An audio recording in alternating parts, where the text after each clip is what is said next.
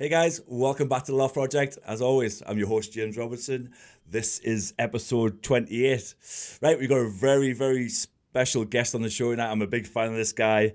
You may know him as his alter egos as Flat Earth Man or Conspiracy Music Guru, but we all know him as Mr. Alex Michael. So please, without further ado, welcome to the show. Thank you very much. Thanks for having me. How you doing, man? I'm fantastic. How are you? All right, mate. Busy. There's never a dull moment. I'm never bored. Once you wake up to this stuff, it kind of wakes up your mind. And when I started learning about all this stuff, I had a creative burst, and I couldn't wait to put it into music. And that's kind of what I do now, putting it into music and books and T-shirts and that sort of stuff to try and awaken my fellow zombies. Yeah. Well, like I just said to you off camera, I'm so grateful that you've given us the time to just to talk to you. A big fan of yours. I was already kind of aware of all the stuff that you do anyway, but became friends with a guy quite recently. A guy I believe you're aware of him now, Mr. Ben Wagon. Big shout out to Ben, and he's got this incredible story, and he's just such a big fan of yours. And wherever he goes, he's just blasting your music from his car, just singing your songs. Just recently, it was the Edinburgh Fringe Festival up here, and the streets of Edinburgh were just so packed, and he's literally standing out on the street, blaring your songs, singing your songs. And what a compliment that is! What a huge compliment that someone that not only that he knows the lyrics better than I do. He did literally the whole album. I mean, when I saw that video, I think Ian Lee sent that to me. And he phoned me up and said, there's a guy here, he's singing your songs. And I got to talk to him, and he was made up because he was talking to the guy that the album he was singing. It's really weird. I can't put it into words, but what a huge compliment that is, that someone would go onto the streets of Edinburgh in front of hundreds or thousands of people all walking by and belting out my songs. It's just that was, so big props to Ben for doing that. Thanks, man. Although I think he kind of murdered it a little bit. I think you're a little bit better of a singer than he is. Yeah, when I put that video on Facebook, and I didn't say that he was singing my songs. I said he was belting them out. So there was a difference. But yeah, he was. I must say, he was over the moon that he got to speak to you over FaceTime. He's kind of really made his day. So he's very grateful for that. Oh, great. So what a legend. And I heard the interview that you did with him. He's got quite a tragic backstory, and I find it interesting that the symbolism there, when he comes out of a coma, then he wakes up to flat Earth. How symbolic is that? Yeah. Well, quite sadly, he laughs about it actually, but we've all experienced. I don't know what your experience has been when you awaken to these things and you start sharing these things. You actually say it out loud that you believe the Earth is flat. People have various different reactions. Some angry, some disappointed. They're still alive, not lost, but kind of many friends of 20 years have turned their back on me, and family members. And it's the same with Ben. He's awakened. This obviously everything. He came out of the coma. And the sad thing is, they attribute his now beliefs to his head injury.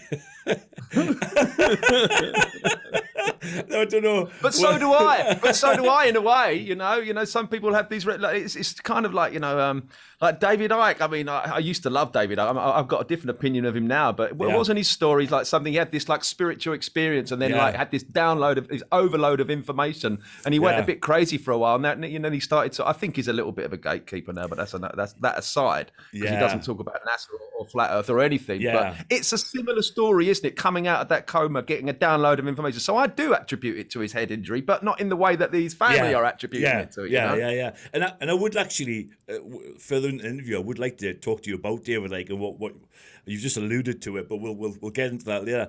But what I wanted to know is kind of before Flat Earth Man and Conspiracy Music Guru, what's Alex Michael's story? What's your background? Where did you grow up, and how did you get into music?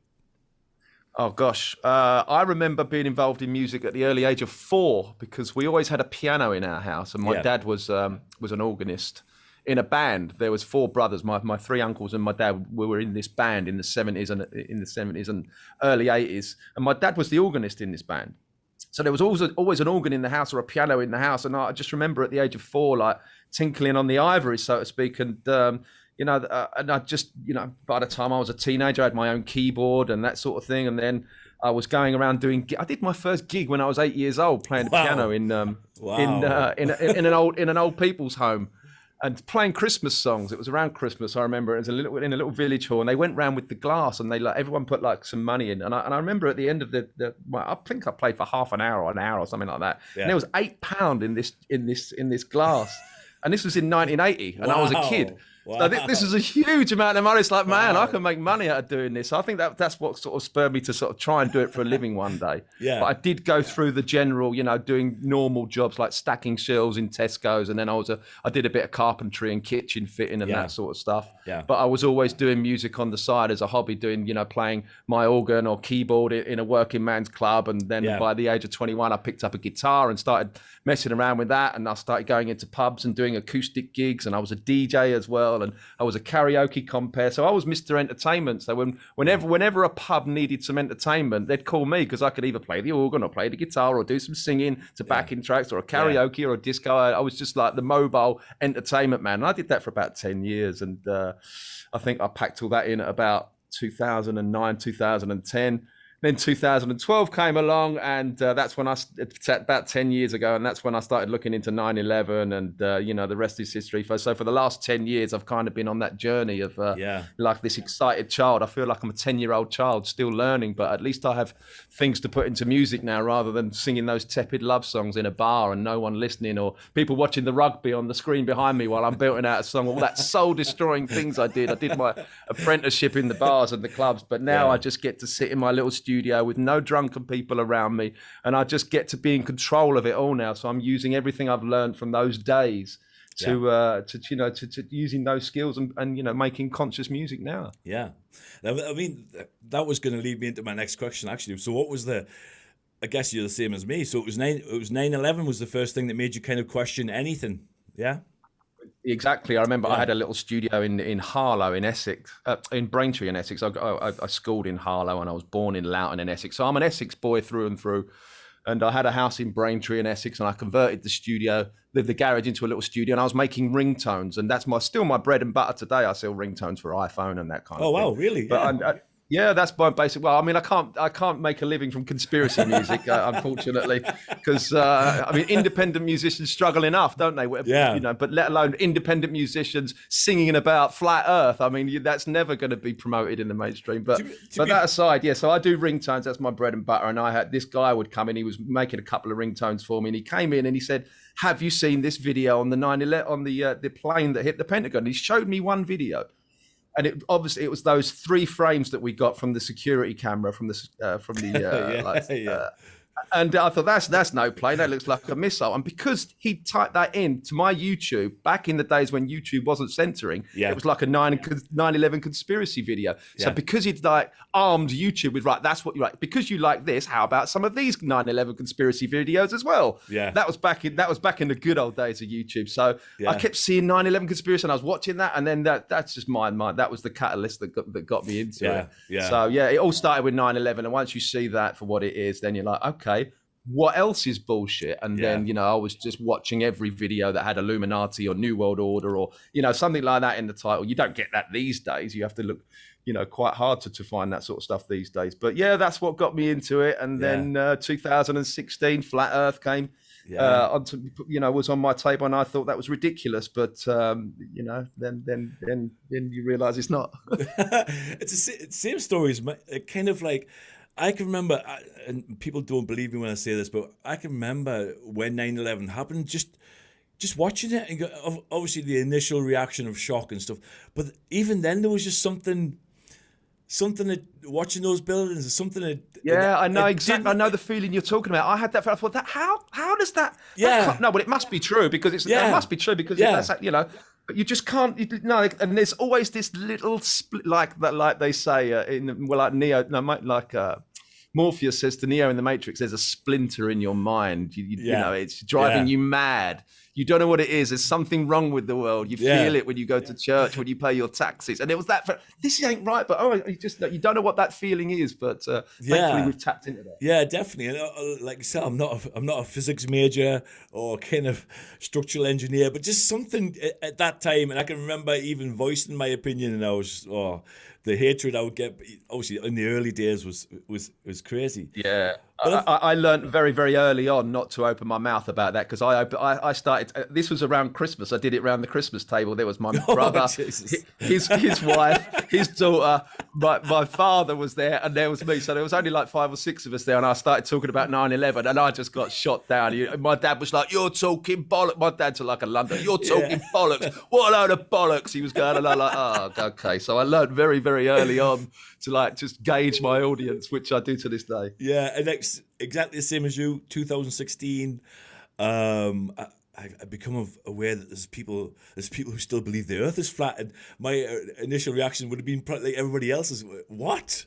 there's retards that still believe that the world is flat in 2016, and Yep. I rushed to condemn it and ridicule it and go into groups and fight with these people because where's the And that's edge? how you become a flat earther.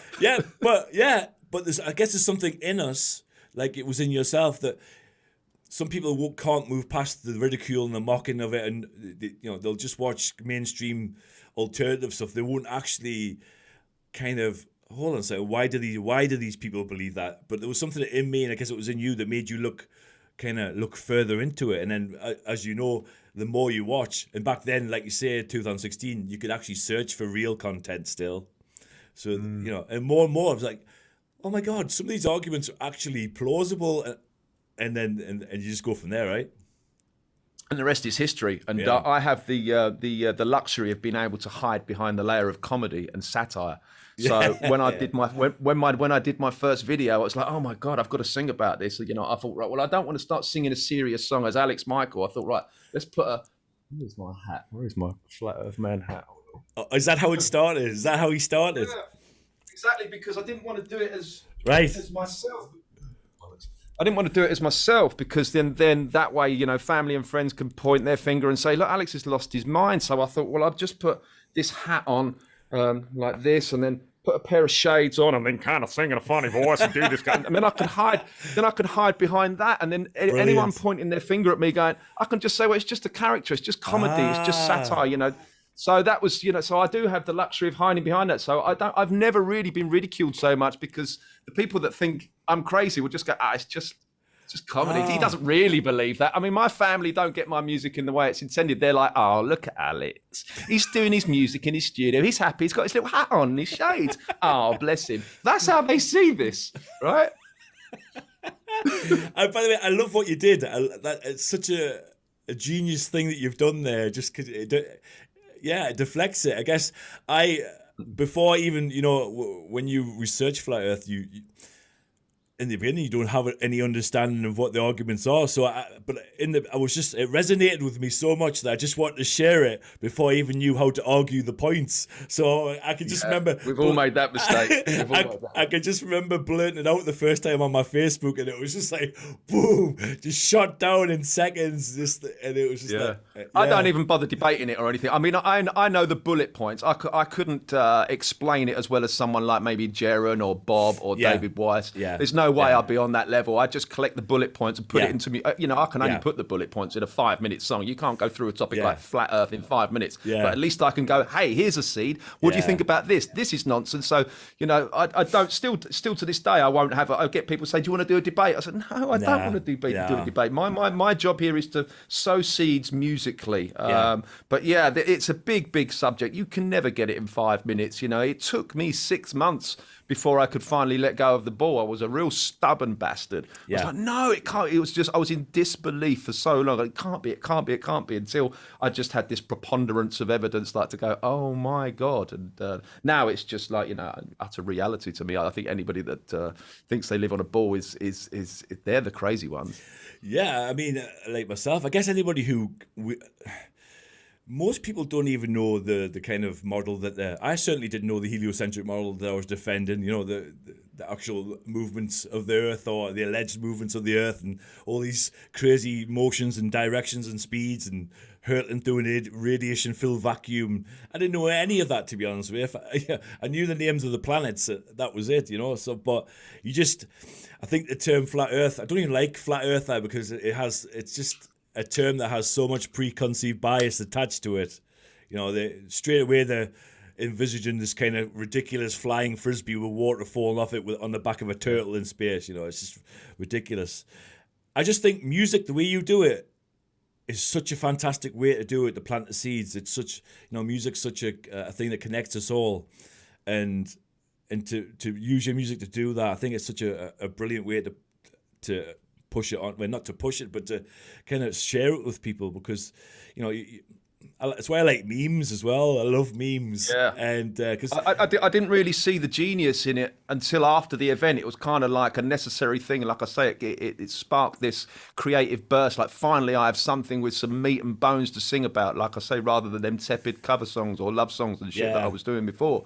So where was I going with that? So yeah, I didn't see the genius until I saw the effect it was having on people, and certainly when I went to the conference in Denver in 2018, and then mothers were coming up to me saying, "I use your music to educate my children on these matters," and I was like, "Wow, this is really being used as a tool. I am a tool," I thought.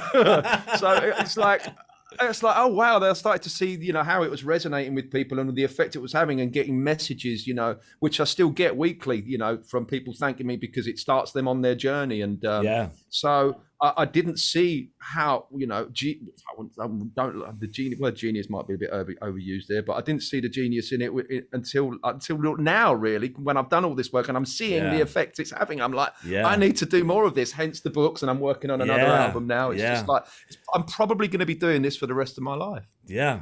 I mean, I must, for me, my personal favorite is Don't Let Them Take Your Mind. Just the song, I think it's a longer one, and obviously the videos, the lyrics are just, I can remember meeting Ben, and he recited all the lyrics to this song for 10 minutes. I was just like, wow. So yeah, incredible song. Yeah, because it's only because we've all been on that journey. That was my journey of learning, the truth about this world and how it changes you as a person. Like the lyric in the song says, "I treat people with more respect, and I've got me a wife that I'd never neglect," and all of these kinds of things. Yeah. And that's what you see when you understand that this is a created realm, and your actions do have consequences, and these kind of things. You might call that spiritual enlightenment, but it changed me as a person. And everybody that's woken up to this has been on the same journey. So me putting that into my journey into music, it's going to resonate with people because they've been on the same journey. Like my song, "I Told You So." That's why that blew up so much, because everyone's like, "Oh, exactly. I'm saying exactly what everybody else is thinking." It's just I have the blessing of being able to put it into a catchy song. Yeah. And I would never describe myself as I've never been religious, but certainly since kind of discovering the flat earth, I've become 100% being spiritual. And I guess before you unplug yourself from the matrix and you believe that you're some kind of hairless, shape-shifting monkey cousin residing on the exterior of a physics-defying supersonic molten spaceship, when they want you to believe that you're just a cosmic fart and your life means nothing, and there's only man in government that they're accountable to, but when you move by that and you look at this world and even our bodies and this earth and the sun, the moon, the stars, the ecosystem, all electrical, that it all works. It all works in perfect conjunction with each other.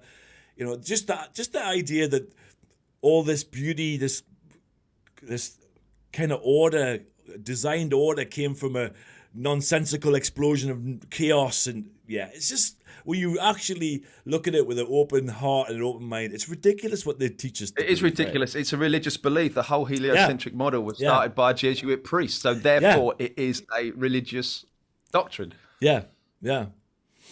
It is. I've been recently caught in this because you come to the conclusion that schools are just indoctrination camps, right? They've just taught a certain narrative, they pour it into our mind, and then, I've learned that certainly education and intelligence are two different things. Where they're just kind of education, it's good memory. You memorize a narrative that they give you, and then you regurgitate it for a. I think it was Mark Twain that said, "I was educated once, and it took me years to get over it." Yeah, how true is that? Yeah. Right, so we have to unlearn everything. Yeah. Well, that's another movie. You have to unlearn everything you have learned, and I've been on that process, and we've all been on that process for the last few years, trying to unlearn all of these things. So yeah, it's incredible when you see it. Yeah, there is a big difference between education and intelligence and intelligence. Yeah, I hated school. I couldn't wait to get out of there. And someone said, "You're going to college and university." I said, "No, I can't think of anything worse." I just couldn't wait to just burst out of those doors and just get doing something that I wanted to do. Just getting all of these little kids and putting them all in one room and teaching them all the same thing when they're all different personalities, and the one that remembers the most is the one that's rewarded. Well, that's not intelligence. It just means you've got a good memory. Yeah. So absolutely. I'm caught. It's an awful. Yeah, I feel like I'm caught between a rock and a hard place, because my daughter, and I know all that to be true. We know what these institutions are, why they brainwash us and program us. And then I have my daughter who's at university and she wants to be a primary teacher, and I'm like, she's learning all these things and how to teach all these things. I'm like, but so I'm stuck between being proud of her, obviously as a father, that she's doing well, but then continuing that cycle on. So I don't know what to think. No, I don't. I mean, I don't have children, so I can't comment, but I would be intervening at this point if it were me. It's a tough one. It's a tough one. It's a tough one, because it's a dream of hers to be a teacher, and I'm just like,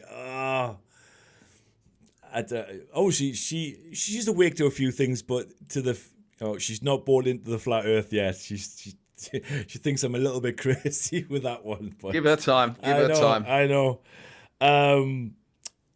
So with flat Earth, was it kind of was it, for me personally, it was the NASA, when you start looking at the NASA and how ridiculous the crap that they put out. So what was it for you what was the main thing that sold it to you that this Earth is flat and motionless and immovable? It was never one thing with me. Like I say, it was a preponderance of evidence. I had to build up enough in my mind over the course of 6 months to go, holy shit, it really isn't a ball. But one of the things that really stood out to me, and I think I was watching, what's his name, Wakey, Mark Knight. He did a series of videos on the European Space Agency and kept showing harnesses. And as soon as I saw the harnesses, I'm like, they're faking it. They're faking it. Again, they're faking it. And you just see all these green screen glitches and all of that sort of stuff. And so that was the real eye-opener for me, just seeing, well, why are they using zero-G planes? Why are they using studio technology, green screens? Why are they using harnesses? So that was like, okay, bang to rights. It's like catching your wife cheating. You never, It's like, no, that's just no way. No way. And then you start looking at the and the nonsense of the Apollo missions is just like, it's hilarious. That stuff hasn't aged well, has it? Honestly, you just look at it now, and I know that even my girlfriend, who still I'm kind of dating somebody who's kind of asleep still, which is quite hard. She still believes, and I'm like, oh my God, you just look at it. Just trying to explain to her that, technology doesn't go backwards. That was 1969 with the power of a Casio calculator. They flew to the moon easy 6 times. But now we do. My favourite one is the phone call, the Nixon phone call to the moon.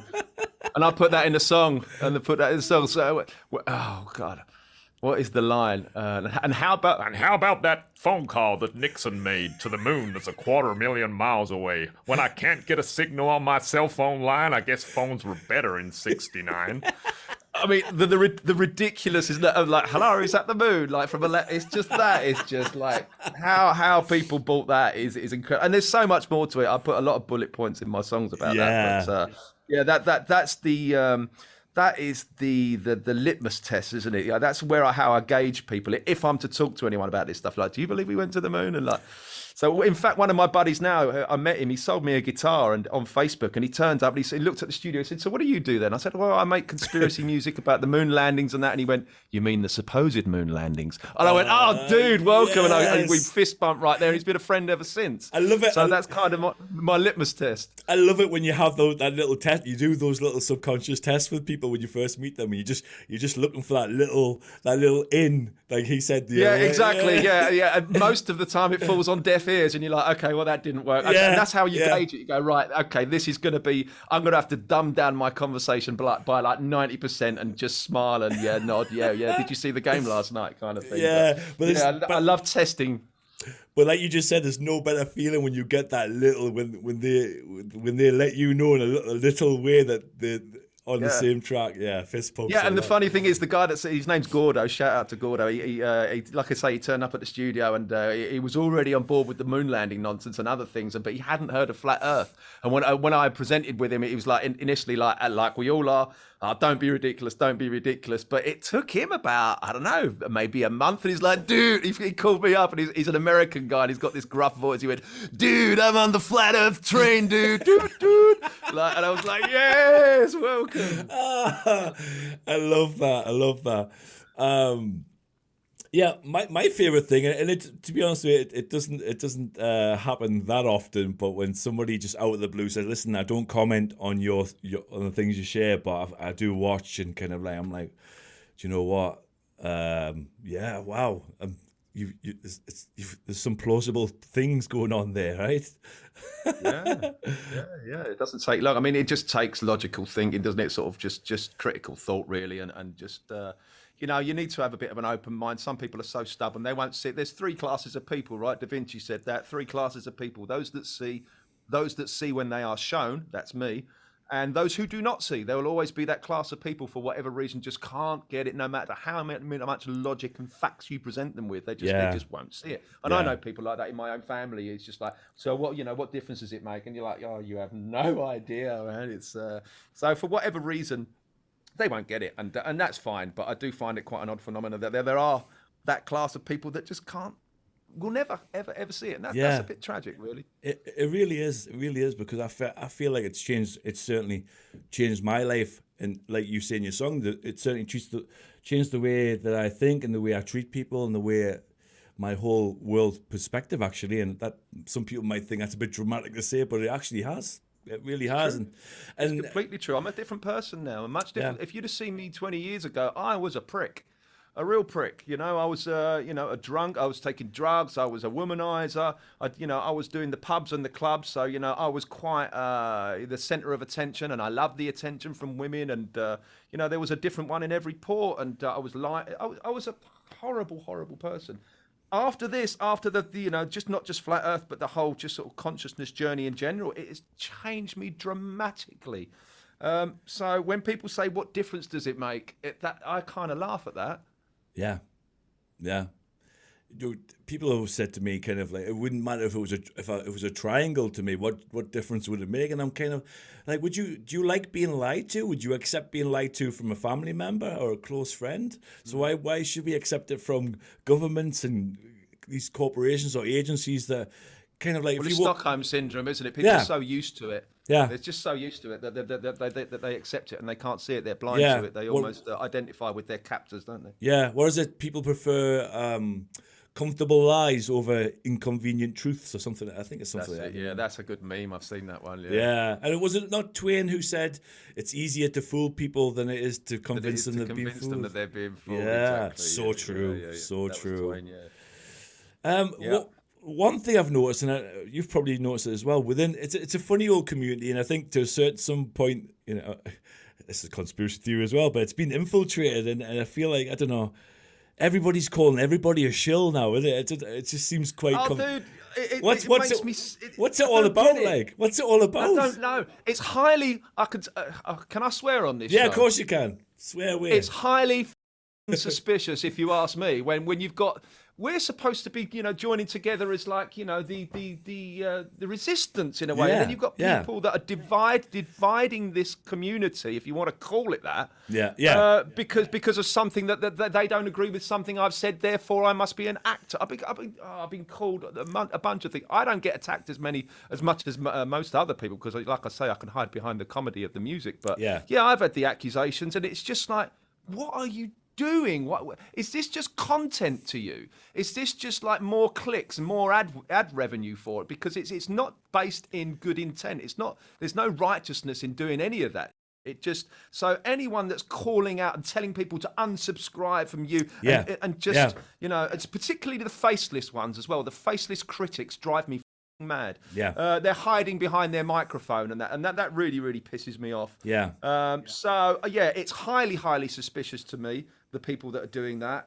So yeah, has it been infiltrated, or I don't know, are people just deluded? There's just this delusion, I don't know, an ego that's, you know, that's fueling fueling their YouTube channel. Maybe it's that, I don't know, but yeah, I don't know if it's infiltration from agents, could be, or whether it's just psychosis. Yeah, I mean, have you actually faced a lot of that? Has that been leveled at you a few times? Not a massive amount, no. But recently, a particular faceless critic did a whole hour on me. Oh wow! Wow. Yeah, but a buddy of mine was defending me like to the hill. He defended me better than I could, really. But this guy just took so much stuff out of context and presented it as evidence, and I'm like, it's just like, oh, he came out of nowhere. That's an accusation. I came out of nowhere, right? Yeah. Well, YouTube channels do. Because at one time there isn't a YouTube channel, and then you create one, and it comes out of nowhere. It's like the Big Bang. It's like the Big Bang. yeah. And the other accusation was like, I'm an actor. I'm too good at what I do. My videos are too highly professional. If you look at my YouTube channel, you'll see me building my studio from scratch. Yeah. I just happen to be a talented guy. Yeah. But some people can't see that. They think because he's got talent, because he can do funny voices, therefore he must be an actor, he must be an infiltrator, and he's there to make Flat Earth look stupid. Well, if that's the case, I mean, I've woken thousands to these subjects. So if I'm an actor, I'm the worst one there is, because I've woken more than a lot, you know. So I have had my fair share of accusations, and but it kind of goes with the territory. If you're going to be on the internet, you have to have very, very thick skin. Yeah. So although when I heard it, it did piss me off for that day, but like the second day, I was like, oh, it's just part of the job, I guess. Yeah. No, it is. It's exactly what you just said. I guess if we're going to kind of be on the internet, you have to be you don't have to accept it, but you have to be aware that we're always going to get those kind of people. But it just there seems to be a lot, like you mentioned before, a lot of ego, a lot of jealousy going on. People they throw that name shill out just so easily now against anybody. It's like sometimes it's just like a witch hunt. If you didn't like somebody, it's a shill, you know. But why can't you just disagree? Why can't you just use it as a buffet of truth, and you take the things that resonate, take the things that taste delicious, and you leave the rest. It's that simple. We don't have to agree on everything, but just because you disagree with something, shill. It's like, right, the people that are doing that are the shills, is the irony. Probably. And going back to what we were talking about earlier, David Icke, where I also really liked him, and still to this day, when he's talking about everything that's been going on for the last couple of years. His stuff on London Real was those interviews with Brian on London Real were outstanding, but he just won't go there with NASA. He doesn't touch NASA. This is the red flag. How can you be so in tune with everything else, but you just will not? For me, the flat Earth is the truth of all truths. It's like it's the skeleton key that opens up the door to everything else. Once you see that, then you automatically every flat earther knew that COVID was bullshit. Straight up. YouTube, shit. Straight up. Shit. It's all right. It's fine. You might have to bleep that out. I'll bleep that out. It's all right. But but you'll never hear Ike going there. You'll never see him at NASA. You'll never see him questioning Apollo or any of these launches or SpaceX.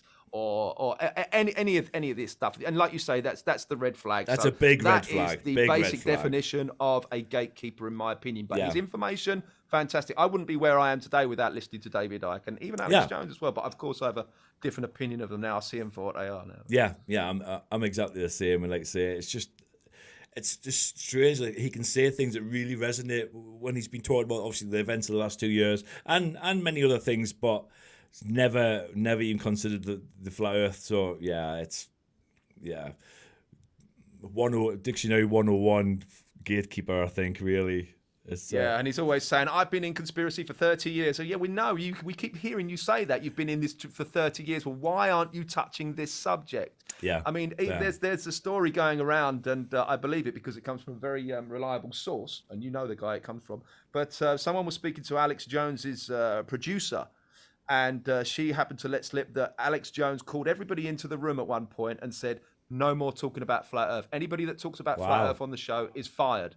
So Wow. right there, you can see the order has come from above. Like, you cannot touch this subject anymore. So, and I believe it would be the same kind of deal with Ike. You cannot go Apollo, because as soon as you open Apollo, then it just opens the floodgates for everything else. So this is why you have people like Joe the Toe Rogan flip-flopping on his stance on the moon landings, right? So he's obviously got a call from above. You can't go there because, like I say, Apollo opens the floodgates for every other truth. Yeah, and he was going hard on that in the early days of the podcast, right? He was just like, there's no way.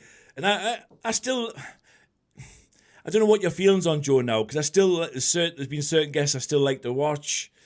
I don't know if you just totally discount him now because of his changing his views, but to a certain extent, there's been certain people I've actually still liked the interviews, but you can't go from so adamant that they didn't go and all the and he was rhyming off all the proofs that we know the truth. Yeah, so that's very suspicious that he doesn't go there, because, like I say, I think once you start opening the door and start opening your eyes to the whole Apollo missions, then it is basically opens the floodgates for it. It certainly was with me. It's like, oh my god, if that's nonsense, then So that, I think that's the reason why Ike won't go there. I don't hear Alex Jones talking about that much. He's certainly told his staff that never to bring up flat Earth, otherwise they're fired. So very curious, that, isn't it? Well, I think he's currently going through kind of court cases with the whole Sandy Hook thing right now, isn't he?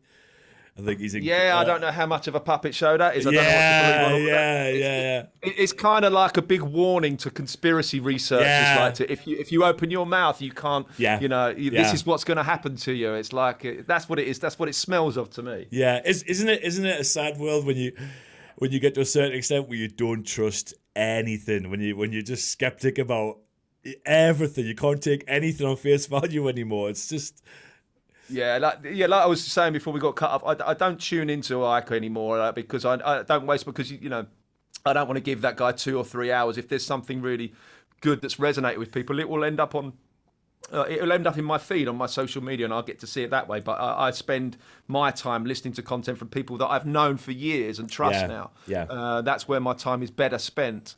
So no, I don't give them guys much time anymore, but they were very instrumental in my journey. Yeah. So what do you think about all of NASA's latest stuff? This Artemis, come on, bro. Come on, bro. You know exactly what I think about that. By the way, I'm at the point now. I'm at the point with David Weiss where he's like, these are just big, giant, inflatable, bloody, bouncy castles. And when you look at the evidence he's providing, you're like, yeah, bro, you got a point. Like, he's even showed one recently of like one of the engines is like more inflated than the other engine. That should be solid metal work around there. It should be like titanium or something to protect from the heat of those engines. And it's like one's like got a bulge on the side, and the other one's like okay, yeah. And he's shown a lot more evidence than that. But I'm with him now that that NASA are the largest consumers of helium in the world. So there's something to that as well, right? Yeah, totally.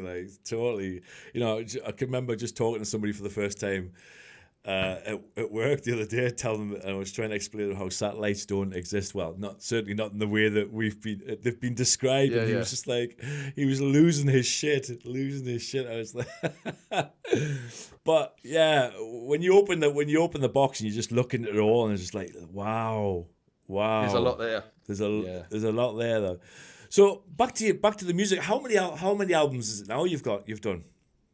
3 albums now, a bunch of singles, and I'm working on a 4th, and I've also got 7 books out as well. Wow. It's been a crazy busy year, and it's not going to get any quieter, is it? Because I just love doing this stuff. As soon as I've got an idea, I'm obsessive with it, if you like. That's probably the word. Yeah. So that's probably why I'm quite prolific, because I love being in this room.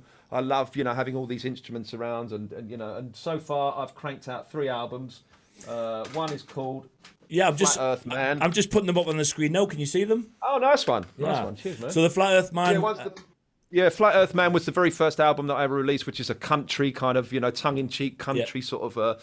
Country music was a really good genre for me to use to get across this stuff, because I wanted a comedic vibe to it. Yeah. And I think country music is incredibly comedic. I can't take it seriously, country music. I still don't like it, but it was a necessary genre for me to deliver my message. So that was the first album. Yeah. And the second album was True Solfeggio, which is basically like, it sounds a bit like Eric Clapton and Pink Floyd-y, but it's all instrumentals.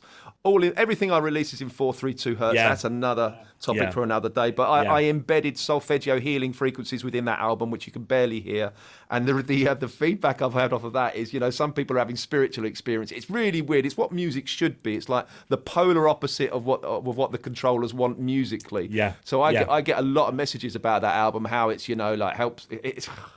It's helped people in a lot of ways. So I don't think the whole new age healing music or healing frequencies is new age anymore. I don't think it's. I think there's something to it because I've literally tested it with my own scientific experiment, repeatable, testable, observable. I've observed the feedback, and I've had hundreds of messages saying, I had this experience with this music, and I think this is what music is supposed to be, in the right frequency that can literally move you in spiritual ways. So that was the second album, and the third album was Suspiciously Live and Unplugged, which is kind of the first album, Flat Earth Man, but all acoustic and slightly alternate versions of the songs in front of a live audience. So you're led to believe, but it's actually all done in the studio. There's no live audience, and it's just another nod and a wink to, you shouldn't believe everything you hear, because it sounds very much like a live album, but it is not. It is not. Yeah. So it's all done with studio techniques and trickery. Not that I'm trying to trick anybody, because I'm very open about, hey, it's not a live album, but it's just another nod and a wink to, you know what?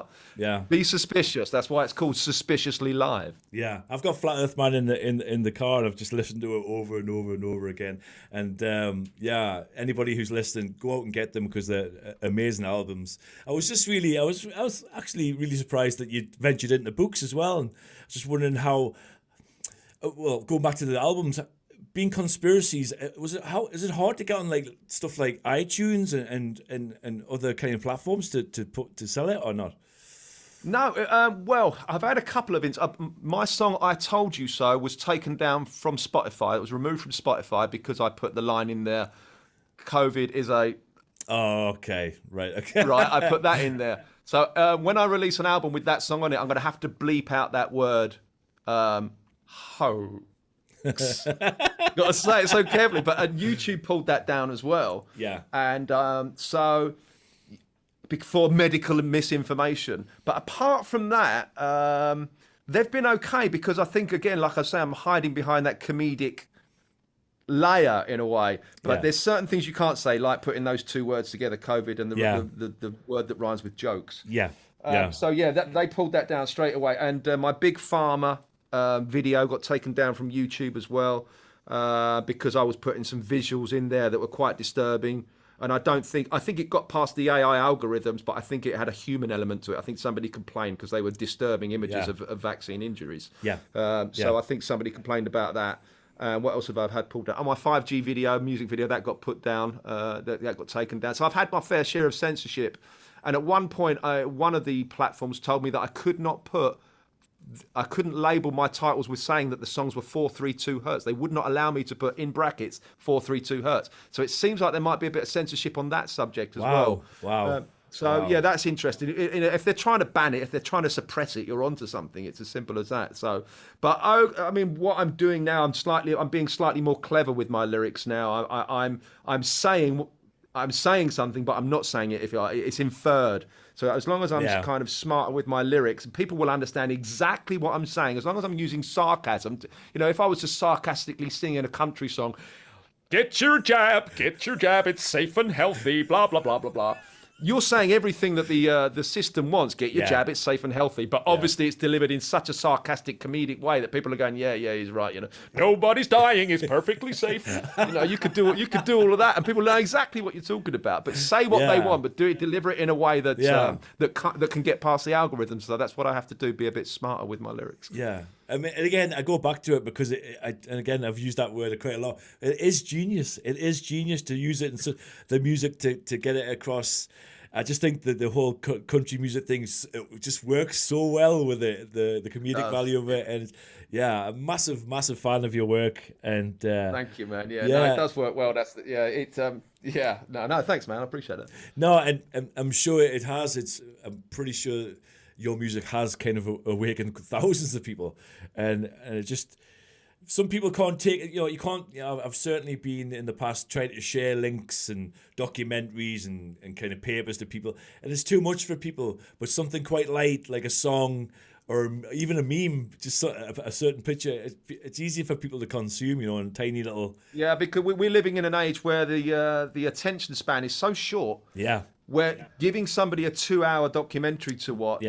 Yeah, it's not going to cut it. It's not going to cut it. No. You have to dedicate a lot of time to this. But so that's why it's so important to go, look at this ridiculousness, but just like make one song about this ridiculous thing. Yeah, and that's just like a giant seed then, and they can't deny it. Yeah. So that's why the music has been so powerful, because they're like little musical seeds, and I love that music can do that if it's done correctly. Not saying that I'm doing it correctly, I'm having fun with it, obviously, but and I think the fun, and people want to share your music when it's humorous.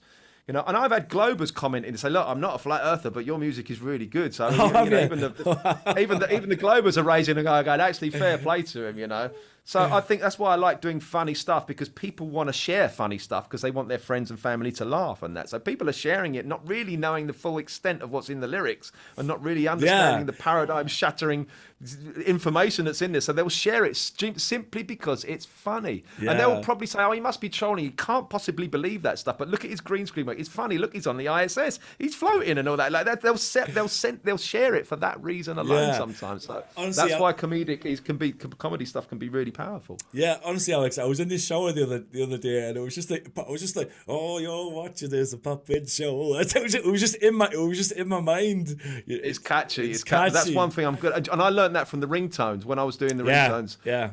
Because you have to do something catchy in 30 seconds to sell a ringtone. It has to be catchy. It has to be right from the offset.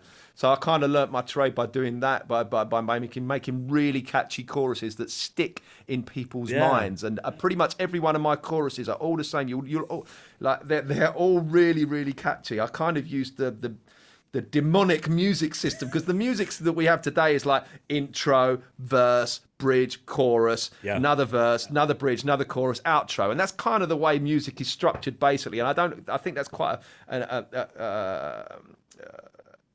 an enclosing system, if you like, a suppressive system, because music can be so much more than that. Yeah. But people are so used to that system, that structure, that template, that I use that template to get into people's mind. That's what sells music, that catchy chorus, that bridge that leads up to the chorus, then it falls down back into another verse, and then you build up to the bridge, and then the chorus, and people are so used to that kind of music structure that I use that structure to get into people's mind. Of course, music is way much more than that, and music has been utterly bastardized from what it was like 100 years ago. But again, that's another massive conspiracy. I do use that. That definitely. Structure. And that's definitely something we would like to get into. Maybe we could have you on again. But the whole frequencies, like you said, the 432 and different frequencies that the mainstream kind of music industry use against us, and it goes deeper than that, though, doesn't it? It goes a lot deeper than that. The lyrical content. I mean, you've only got to look at music 100 years ago, when we would have symphonies and orchestras all working in unison together, like 16, 20, 30 instruments, and they're all this amazing music that would evoke emotions and peaks and troughs, and and now we have, fast forward today, we have Cardi B singing about her pussy. Right. Do you know what I mean? Talk about the bastardization of music, and I think that's what the artists like Elvis and the Beatles were there to do, is to just simplify that music into 3 chords. And the chorus is like, "She loves you, yeah, yeah, yeah. She loves you, yeah, yeah, yeah. She loves you, yeah, yeah, yeah, yeah." I mean, how empowering are those lyrics? I mean, it's ridiculous. Right? There's just like child's music. I wouldn't even play that to a toddler. Well, maybe you would play that to a toddler. It's like, "I wanna hold your hand." Yeah, that's it. I want to hold your hand. I mean, it's music for toddlers. So when people start to see music in that aspect, that it's been bastardized into these 3 chords, when music is so much more, and these catchy little choruses that just really mean nothing and empower you not. No, there's no information in those songs whatsoever, is there? So the music's been bastardized on that level as well. Yeah, it's a shame. And it's like what you said before. Our kind of in a TikTok world, where our attention span lasts like 10 seconds now, right? People are swiping and all this awful crap. I'm so glad that I was born in 1977, and my childhood consisted of being outside and being in nature and playing games outside with people, talking to people in real life. You know, I see my daughter and kind of she's 20 and her generation of just you know, just constantly looking at these black mirrors. It's just sad. It's really sad. Yeah, that's the way it's going. You wait till we get to virtual reality. Everybody with their headsets on. You know, I mean, there's been many a film that have presented this future dystopia of people like. Do you remember in the 70s they would say, Don't sit too close to the television. You'll ruin your eyes. And now we're strapping them to our eyes. We're strapping these things like that. I saw that meme. It's so transhumanist. It's worrying. That's what I keep saying to people. Just the fact that that's that's a term, that's a something that's out there should be worrying to everybody. You know, and that's why again when you start awakening to everything. I used to love movies and the whole of Hollywood, but just movies in general. And I was never, I never worshipped any of these people, but you know, I really liked like Tom Hanks and stuff like that, like actors and that. But when so it's kind of spoiled it to some extent for me, but because I used to be a massive movie fan, but I just always found the concept of the Matrix. I feel like we're in the Matrix. Like once if kind of virtual reality is already kind of, we're already in the Matrix, aren't we? I don't know. Well, I'm not ruling out simulation at this point, but I don't know. I don't know. Yeah, it's a matrix. Absolutely, it's a mind matrix. It's like an energy harvesting matrix. I mean, people are slaves and they don't know it. And like, you're a slave. You're a slave. And every time you mention the flat Earth, your friend turns into Agent Smith right next to you. Exactly. Yeah, they're out there. They will do everything they can to protect the system because they are the system. It is a mate. Yeah, that's why it's many truthers' favorite movie because it's so true. I mean, maybe not the second and third movie, but just the concept of it. It just really, wow, we probably are in that or some kind of simulation. That's why I go along the lines of creation and intelligent design and just who knows? But I'm at the point now where I'm questioning okay, maybe there is a creator, but is that creator really benign? Because what are we looking at here? An energy harvesting system, a massive battery. I mean, Morpheus holds up the Duracell battery, and there's a very poignant clip in that. To turn you into this. We do give off voltage. Humans do give off voltage. So I don't know. It's you sweat. I'm at the point now where I'm questioning, is this a good place? Or is this a good place that's been infiltrated? Or is it really the bad place and we don't really know what it's like to be really spiritually awake? We're being kept as caterpillars when we don't know what it's like to be a butterfly. Wow. That's where I am now, because I just, the more you wake up to this stuff, you just see more and more darkness. So I'm really at that point now where I'm like, what is God? Who's harvesting this stuff? Who's benefited? You start to have them bigger questions, and the more you look into it, the darker it seems to get. Which is I think I'm in this basically the same place as you, Alex. That's it's a very poignant thing to say, actually. Right. Well, I think we'll just leave it there, Alex, and. Thank you so much. I appreciate you sparing us some of your time. I realise you're a very busy guy, and I'm very grateful for you giving us some time today. And it's been an absolute pleasure to talk to you. Oh, no problem, man. Thanks for having me on, and it's nice to meet you. So we'll speak again soon. Definitely. Thanks, where can anybody? You've got a website as well. I'll put all the links in the description afterwards. But where can anybody who listens who's not really aware of you get your music or find your books? Yeah, I mean, you just got to remember 3 words. My alter ego is, my handle, my online handle is called Conspiracy Music Guru. So 3 words, Conspiracy Music Guru, separated with spaces. And if you type that into YouTube, probably the best place to find my work, because all the visuals are there, all the music videos, and the visuals are very, very important in my opinion. So go to YouTube, type in Conspiracy Music Guru, have a look at my playlists or have a look at my music, and you can go from there. All my links are in the description for my website, conspiracymusicguru.com, music on iTunes and Spotify under Conspiracy Music Guru. So yeah, just remember 3 words, Conspiracy Music Guru, and you'll find me. And if you can't, you're as Mark Sargent would say, you're just not very good at the internet. Thanks so much, guys. Like I say, I'll put everything that Alex just said in the description of this video, and that's it. Thanks very much, Alex, and thanks for everybody for watching, and we'll catch you next time for the next episode of The Love Project. See you later. Bye. See you, mate.